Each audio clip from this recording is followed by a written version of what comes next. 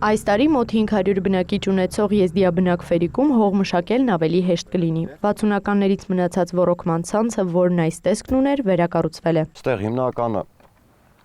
ջուրը կալանող հողեր են, որն էլ ջրի կորուստը ավելի շատ է առել քանակությամբ է տեղի ունենում։ Իսկ բետոնյա խողովակներով արդեն կորուստը կկարճատվի։ Ֆերիկի հողերի մի մասը շուրջ 200 հեկտար, որտեղ հացահատիկ կամ բանջարեղեն են աճեցնում, այլևս ջրի պակաս չի ունենա։ 100 հեկտար այս կողմն է, 100 հեկտարը այն մյուս հատվածում է։ Գնում է համարյա 50 հեկտար էլ ներքև հատվածում է ոռոգվելու, որն էլ տենում եք արդեն վիճակն, հիսեվա շատ անտիր կառուցել են։ 2.5 կիլոմետր ոռոգման համակարգ կառուցվել է 2022-ին, 1.5 կիլոմետր շահագործման կհանձնվի, մոտ 1.5 կիլոմետր էլ այս տարի են կառուցելու, արդեն տներին մոտ հողամասերին բավականին չափով ջուր հասցնելու համար։ Ջրի հարցը խնդիրը շատ դժվար էր, եթե մենք շուլուզները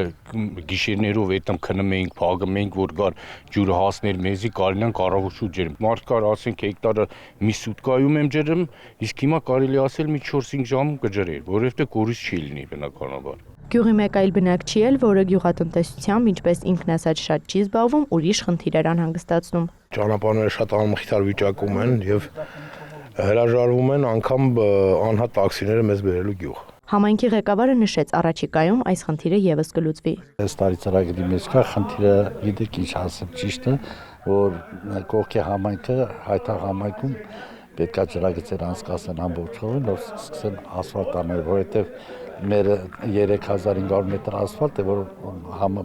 հայտաղ համայնքի հենց մեջտեղից այդ ճանապարհը սկսվում, միակ ճանապարհն է գլխավոր։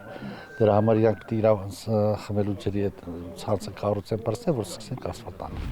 Բոլոր ընկերներով գալիս ենք ստեղ խաղում ենք։ Օրինակ ճոճորվում ենք,